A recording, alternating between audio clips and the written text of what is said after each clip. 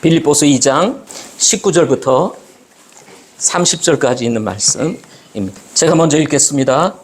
그러나 내가 곧 디모데를 너희에게 보내기를 주 예수님 안에서 바람은 너희 형편을 알게 되어 나도 좋은 위로를 받으려 함이니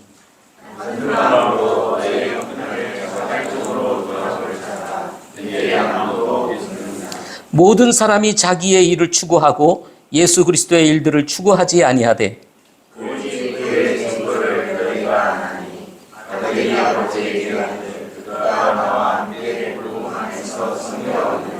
그러므로 내 형편이 어떻게 될지 내가 알게 되는 대로 곧 그를 즉시 보내기를 내가 바라되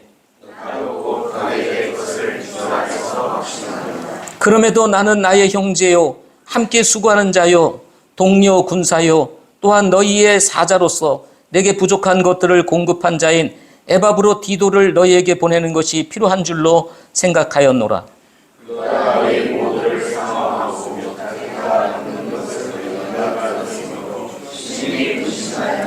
참으로 그가 병들어 죽게 되었으나 하나님께서 그에게 긍휼을 베푸셨고 그에게뿐 아니라 내게도 긍휼을 베푸사 내가 근심 위에 근심을 면하게 하셨느니라.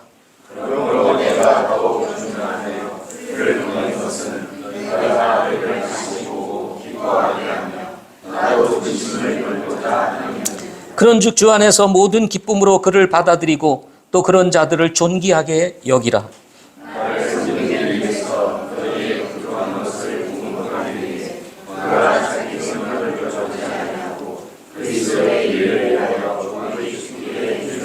아멘. 오늘 말씀은 기쁨으로 사역하라 라는 제목으로 말씀을 같이 나누도록 이렇게 하겠습니다. 좀 부담스러운 메시지일 수 있지만 꼭 우리에게 필요한 메시지라고 생각이 되어서 이 말씀을 준비를 했습니다. 예수님을 믿고 구원받은 사람들은 성경에서 왕 같은 제사장이라고 이렇게 말씀을 하고 있습니다. 여러분도 믿으시죠? 베드로전서 2장 9절에서 너희는 왕가의 제사장이라 하고 말씀하셨기 때문입니다. 제사장에게 있어서 이 두 가지 역할은 하나는 하나님의 말씀을 받아서 그 말씀을 백성들에게 전해주는 일이고 또 하나의 일은 백성들의 문제를 가지고 하나님께 나아가 중보하는 일이었습니다. 이 두 가지 역할을 오늘날 이 시대의 언어로 표현을 한다면 사역이라고 말할 수가 있는 것입니다. 또는 사람을 일컬어서 얘기하면 사역자라고 이렇게 말할 수가 있는 것입니다. 모든 그리스도인들, 예수님을 믿고 구원받은 모든 그리스도인들은 제사장과 같은 사역자라는 것입니다. 이 시대의 제사장은 목사가 아니라 바로 예수님을 믿고 구원받은 성도들이기 때문에 그렇습니다. 성도들이 주님의 사역에 참여해야 하는 이유이기도 하는 것입니다. 따라서 사도 바울은 빌립보서 2장 12절에서 이렇게 빌립보 교회 성도들에게 권면을 합니다. 여러분 2장 12절을 한번 보십시오. 그러므로 나의 사랑하는 자들아 너희가 항상 순종한 것 같이 내가 이럴 때뿐 아니라 지금 내가 없을 때에도 더욱더 순종하여 두려움과 떨림으로 너희 자신의 구원을 일하여 드러내라 하고 말씀을 하였습니다. 사역에 참여해서 주님의 일을 하는 것을 두고 구원의 증거라고 이렇게 말씀을 하고 있는 것입니다. 우리가 구원받았다면 그 구원을 일하여 드러내라 이렇게 말씀을 하고 있는 것입니다. 이때 중요한 것이 한 가지 있는데 우리가 주님의 일을 할 때 중요한 것 한 가지, 그것은 뭐냐면 기쁨으로 하라는 것입니다. 어떻게 해요? 기쁨으로 해야 되는 것입니다. 어떤 일이든 기쁨으로 하지 아니하면 오래 하지 못합니다. 기쁨으로 해야 어떤 일이든 오래 할 수가 있습니다. 힘드냐 안 힘드냐의 문제가 아닙니다. 기쁘면 그 일을 계속할 수 있게 되는 것입니다. 사역은 하나님께서 우리 모든 그리스도인들에게 부여하신 부르심이라고 할 수가 있습니다. 13절 말씀을 한번 보십시오. 13절 같이 읽어볼까요? 시작. 너희 안에서 일하사 자기가 참으로 기뻐하는 것을 원하게도 하시고 행하게도 하시는 분은 하나님이시니라. 하나님께서 우리에게 원하게도 하시고 행하게도 하시는 분이 하나님이시라 말씀하시면서 우리 안에서 일하시는 분이 또한 하나님이시라고 말씀을 하고 있는 것입니다. 하나님은 우리 안에서 일합니다. 우리는 그 하나님의 부르심을 따라서 밖으로 그 일을 드러내므로 주님을 섬길 수가 있게 되는 것입니다. 따라서 이 주님의 일을 할 때에 불평이나 시비가 있어서는 안 된다고 14절에서 권면을 합니다. 자칫 주님의 일을 하다가 보면 우리도 모르는 사이에 불평과 시기가 일어날 수가 있기 때문에 그렇습니다. 당시에 빌립보 교회 성도들을 두고 바울은 이 말씀을 기록하면서 이렇게 얘기를 합니다. 이 말씀들을 지금 빌립보 교회 성도들에게 주는 이유가 뭐냐면 이 비뚤어진 민족들 가운데에서 책망받을 것이 없는 하나님의 아들들이 되게 하기 위함이다 라고 말을 합니다. 우리가 살고 있는 이 시대는요, 비뚤어진 시대입니다. 하나님의 말씀과는 전혀 다르게 살아가고 있습니다. 생각하는 것도 다릅니다. 가치관도 다릅니다. 하나님의 시야를 가지고 보면 이 말씀처럼 15절 말씀처럼 비뚤어진 세대입니다. 이런 비뚤어진 세대 가운데에서 책망받을 것이 없는 하나님의 아들들이 되게 하기 위해서 하나님께서 지금 우리에게 주시는 말씀인 것입니다. 바울은요, 바로 이 일이 너무나 귀하고 소중하기 때문에 이 일을 위해서는 자신을 헌물로 드릴지라도 기뻐하겠다고 이렇게 16절과 17절에서 말씀을 하고 있습니다. 바울의 삶 전부를 드려도 아깝지 않는 삶, 그것이 바로 주님의 일이라고 말씀을 하고 있는 것입니다. 이때 필요한 것이 있습니다. 이 주님의 일을 기쁘게 하기 위해서, 그리고 그 일을 이루기 위해서 반드시 우리에게 필요한 것이 있는데 그것이 뭐냐면 겸손입니다. 다시요. 뭐라고요? 겸손입니다. 겸손하지 아니하면 열심히 일하고도 열매 맺기가 참 어렵습니다. 제일 여러분 이 세상 살면서 보기 싫은 사람이 어떤 사람입니까? 교만한 사람입니다. 자기 드러내기를 좋아하는 사람입니다. 이런 사람은요, 만나고 싶지가 않습니다. 우리는 어떤 사람을 보고 싶어 할까요? 겸손한 사람입니다. 사실 좋은 것을 가지고 있음에도 불구하고 마치 없는 것처럼 이렇게 대하는 사람. 이런 사람들은 좋아하게 되는 것입니다. 겸손이 아니면 우리가 주님의 일을 하다가도 우리 자신을 드러내기가 쉽기 때문에 그렇습니다. 하나님의 일은요, 하나님을 드러내야 합니다. 사람이 드러나면 안 됩니다. 교회가 어지러워지는 이유 중에 하나가 하나님이 드러나야 되는데 사람이 드러나기 때문에 문제가 되는 것입니다. 따라서 바울은 기쁨으로 사역을 하기 위한 성도들이 본받아야 할 새 인물을 빌립보서 2장에서 소개를 합니다. 그래서 빌립보서 2장에는 새 인물에 대한 이야기가 나오는 것입니다. 그리고 이 새 인물에게 가지고 있는 특징들이 있는데 그 특징이 뭐냐면 겸손함이라는 것입니다. 주님의 일을 함에 있어서 기쁘게 그 사역을 감당하기 위해서 우리에게 필요한 것 중에 하나가 바로 겸손이라는 사실을 이 세 인물을 통해서 가르쳐주고 있는 것입니다. 그렇다면 이 시대의 주님을 섬기는 오늘의 성도들이 이 빌립보서 2장을 통해서 제시하고 있는 이 세 인물을 통해서 배워야 할 겸손, 어떤 것일까요? 첫째로 본받아야 할 분은 예수 그리스도이십니다. 예수 그리스도. 우리가 오늘 읽지는 않았지만 2장 1절부터 쭉 예수 그리스도에 대한 이야기가 나옵니다. 특별히 5절부터 정확하게 예수님에 대한 이야기가 나옵니다.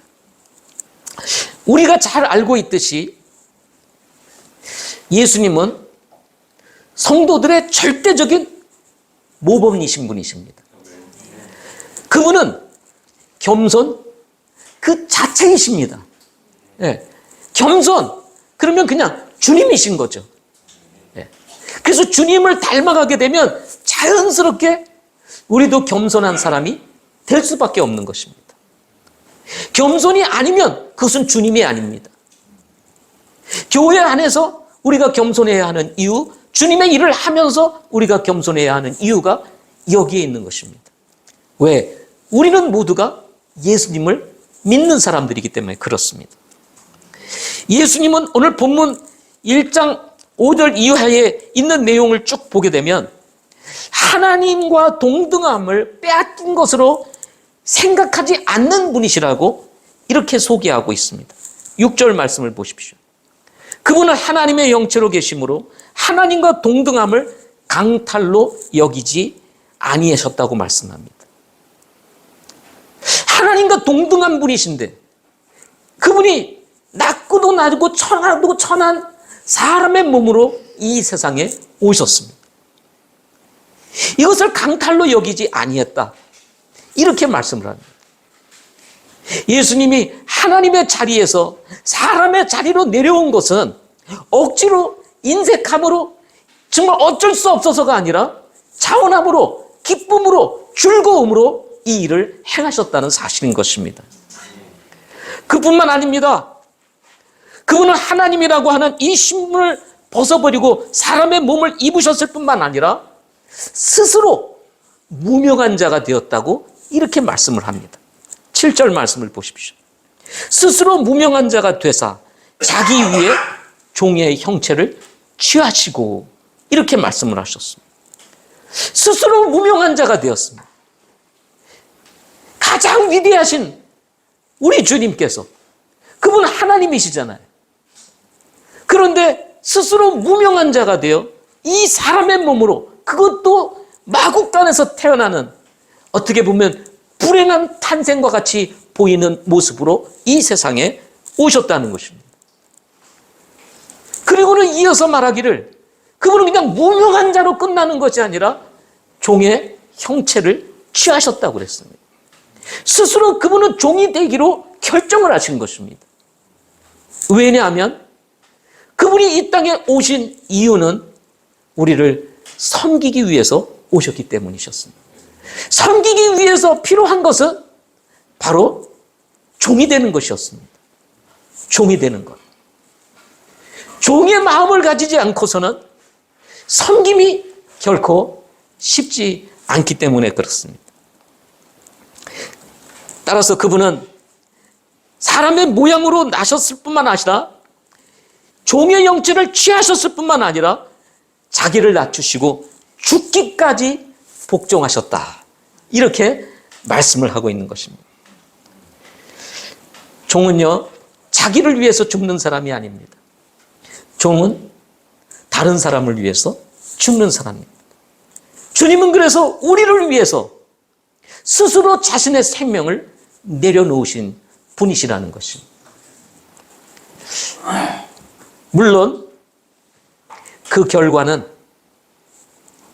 모든 영광이 주님께로 돌아가는 역사를 이루게 되고 모든 무릎이 그분의 이름 앞에 꿇게 되는 역사가 일어나게 된 것입니다. 우리가 오늘도 주님을 예배하고 주님을 찬양하는 것은 그분이 그런 겸손으로 우리를 섬겨주사 우리의 모든 죄를 사하시고 하나님의 자녀로 거듭나게 하시는 이 놀라운 은혜를 주셨기 때문인 것입니다. 주님을 찬양하고 그분께 영광을 올려드리는 일은 이 땅에서뿐만 아니라 우리가 그분을 만났을 때도 동일하게 돌려지게 될 것입니다.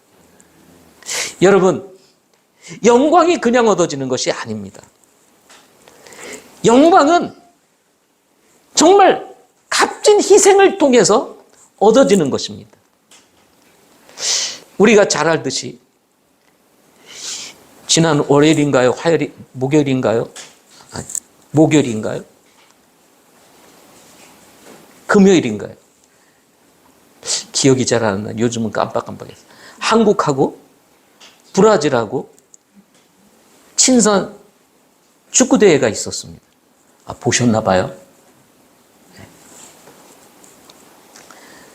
그런데 이겼을까요? 졌을까요? 졌답니다. 네. 한 나라의 국가대표가 모든 지원을 받아가지고 그렇게 먹이고 훈련시키고 해도 이기기가 쉽지 않아요. 영광을 누린다는 것이, 승리의 영광을 누린다는 것이 결코 쉬운 일이 아니라는 얘기입니다. 그 고생, 그 어려움, 그 고난도의 훈련 다 견뎌내야, 그리고 그런 희생이 있어야 영광을 얻을 수 있게 됩니다. 우리 주님은 구원 사역을 위해서 자신의 생명까지도 버리시는 이런 겸손을 우리에게 보여주셨던 것입니다. 이런 예수님의 삶을 통해서 배울 수 있는 겸손, 그것은 아주 낮아지라는 것입니다. 낮아지기는 낮아지되 적당히 낮아지지 말고 어떻게 해요? 그냥 낮아지라는 것입니다. 이게 적당히 낮아지니까 어떻게 됩니까? 아직도 여전히 내가 살아서 불평도 있고 시기도 있게 되고 원망이 있게 되고 다툼이 있게 되고 싸움이 일어나게 되는 것입니다. 사역을 해야 하는 성도들이 배워야 하는 우리 주님의 겸손, 그것은 낮아지려면 아주 낮아져라. 예. 종이 되려면 확실하게 종이 되라는 것입니다. 종도 아니고 주인도 아니고 애매하면은 이게 이것도 아니고 저것도 아닌 삶이 될 가능성이 높게 되는 것입니다. 우리 주님께서 우리에게 보여주신 겸손의 모범, 그것은 뭐냐면 아주 낮아지심에 대한 본이었다는 것입니다. 그분은 철저히 낮아졌습니다. 가장 낮은 신분까지도 취하셨습니다. 그 가장 낮은 신분이 가야 할 마지막 운명은 죽음입니다. 그 죽음까지도 선택하신 분이 누구시다? 우리 주님이십니다. 신앙생활 하면서 주님의 일을 하면서 두려운 이유가 뭔지 아세요? 안 죽으려고 하니까 두려운 거예요. 죽으려고 하면요, 두려울 게 없어요. 예? 죽고자 하는데 두려울 게 뭐가 있겠습니까? 그런데 안 죽으려고 하니까 두렵고 염려, 걱정, 근심이 찾아오게 되는 것이죠. 그러므로 기쁘게 사역을 하기 원한다면 우리 주님께서 보여주신 이 겸손을 우리 모두가 배울 수 있기를 소망합니다.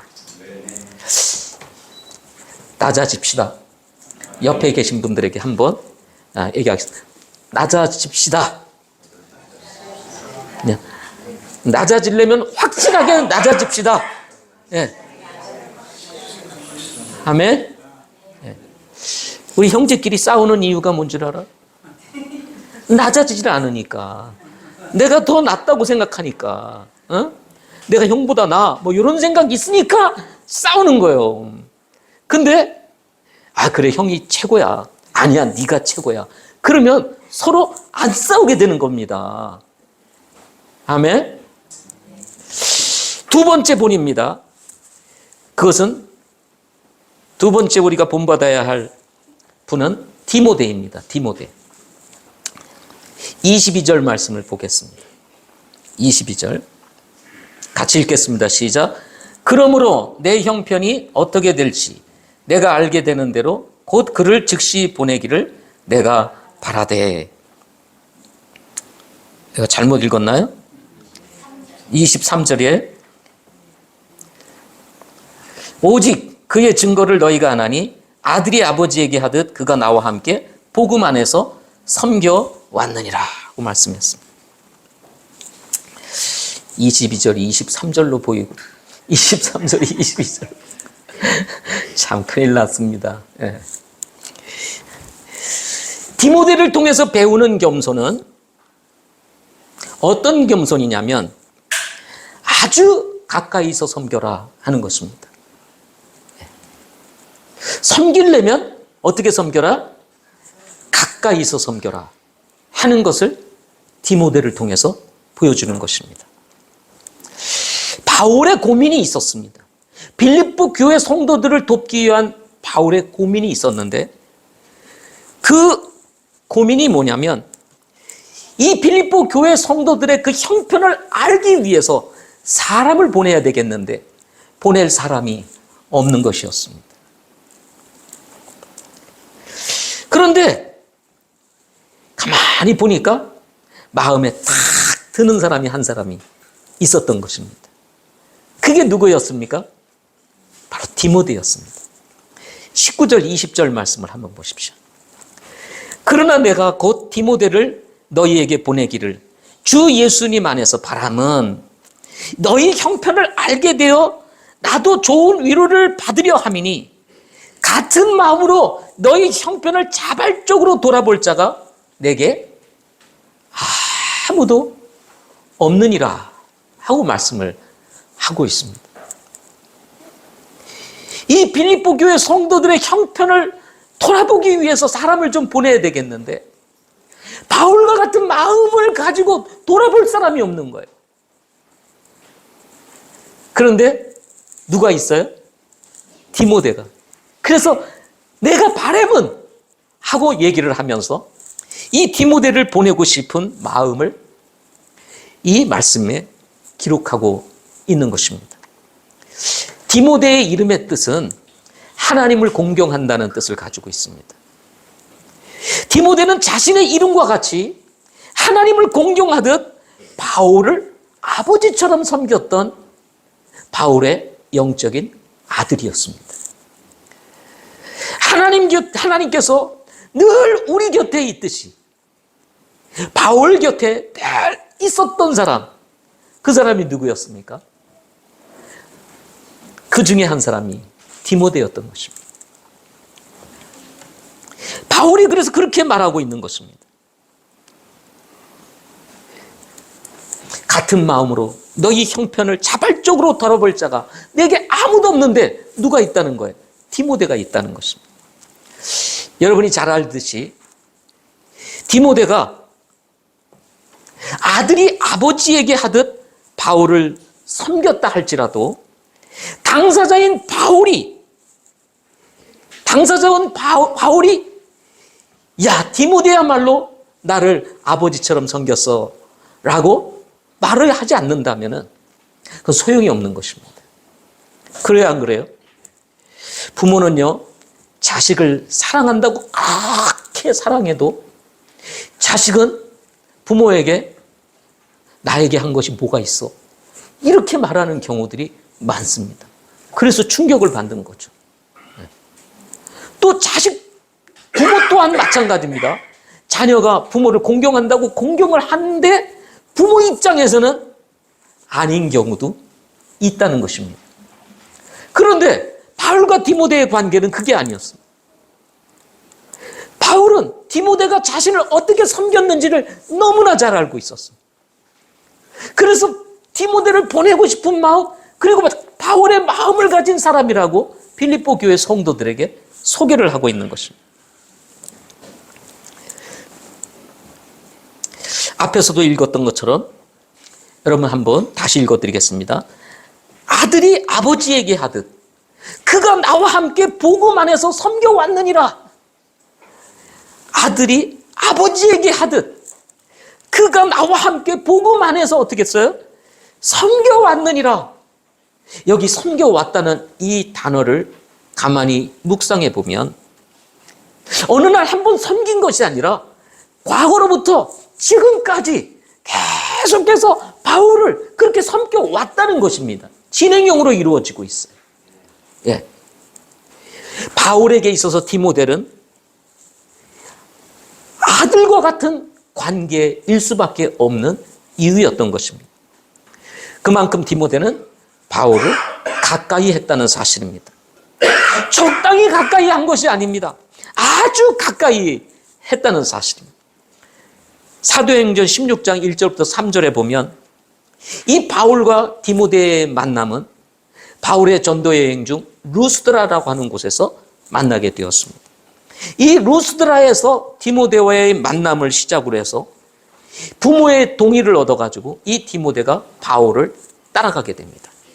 그래서 바울로부터 말씀도 배우고 그리고 사역에 대한 훈련도 그리고 배우고 그리고 복음 전하는 것도 옆에서 보면서 하나씩 배워가면서 어린 나이였지만 그가 목회자로 성장해 가게 되는 것입니다.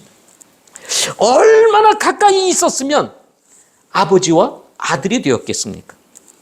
디모데는요, 바울이 필요할 때 오라 그러면 어디 있든지 오는 사람이었고 가라 그러면은 어디가 됐든지 간에 가는 사람이었습니다.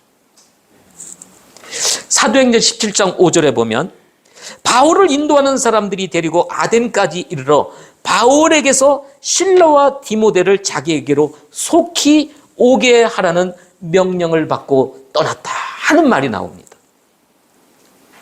속히 오라고 하는 명령을 받고 떠났다.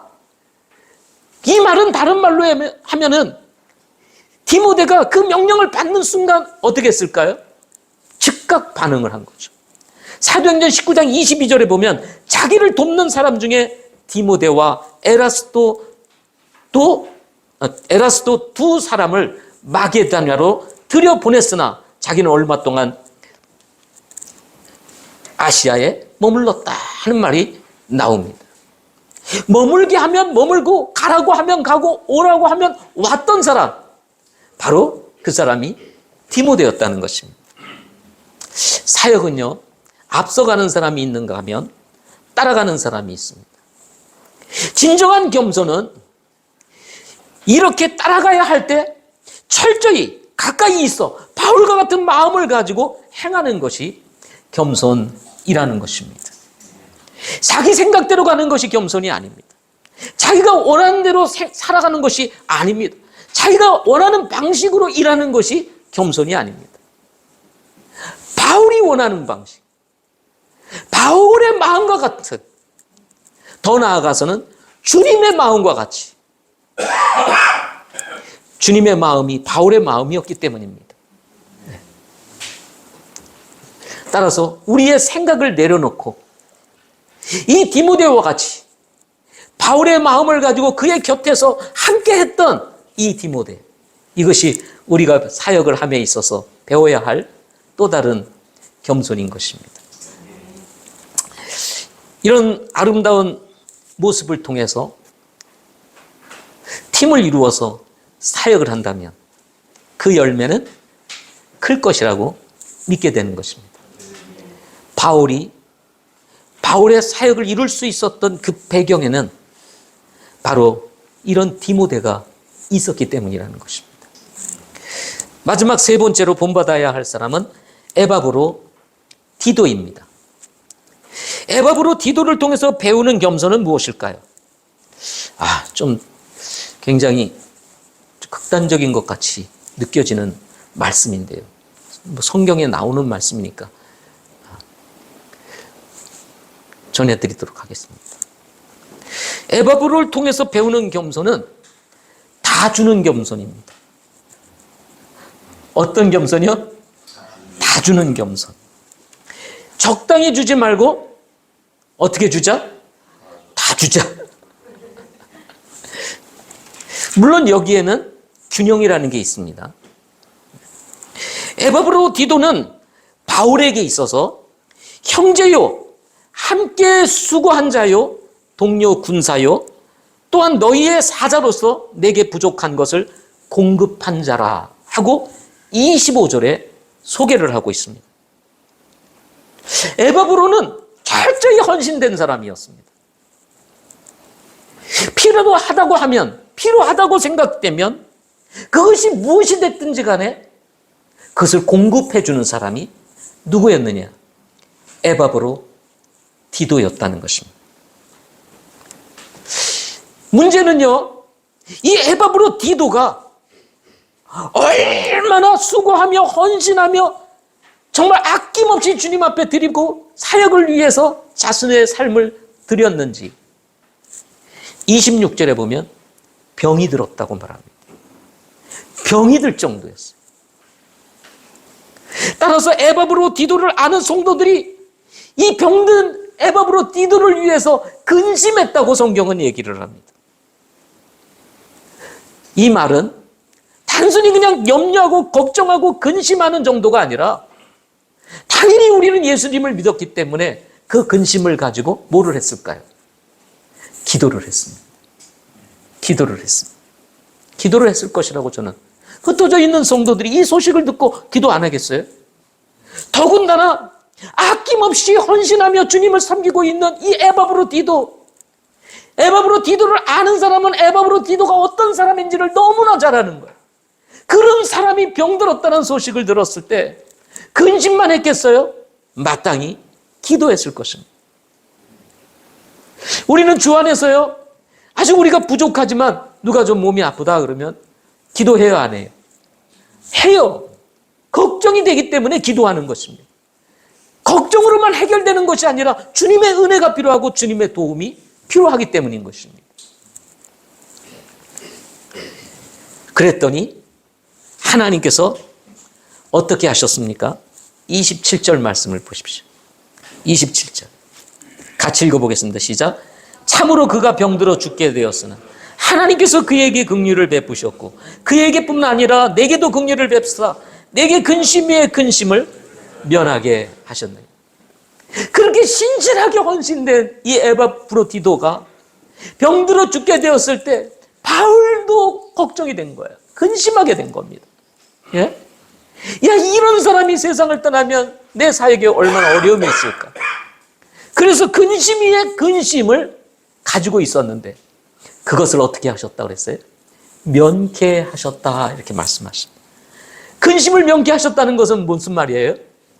고쳐주셨다는 것입니다. 하나님께서 긍휼을 베푸사 헌신되었던 이 에바브로디도의 병을 고쳐주셔서 주님을 계속해서 섬길 수 있는 기회를 열어주셨다고 말씀을 하고 있는 것입니다. 이런 에바브로디도를 빌립보 교회 성도들에게 보내면서 빌립보 교회 성도들에게 권면하기를 이런 형제가 올 때 기쁘게 받아들이라고 마지막 절에서 권면을 하고 있는 것을 보게 됩니다. 마지막 절이요. 30절.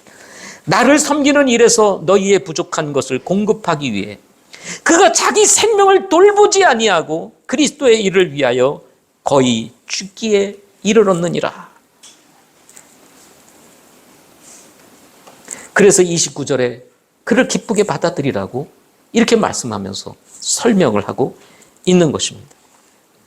주님의 일을 위하여 그 일을 기쁘게 감당하도록 하기 위해서 자신을 아끼지 아니하고 주었던 사람, 그 사람이 바로 에바브로디도인 것입니다.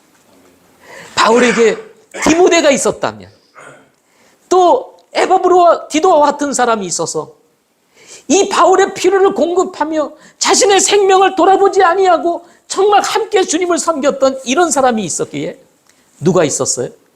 바울이 있었던 것입니다.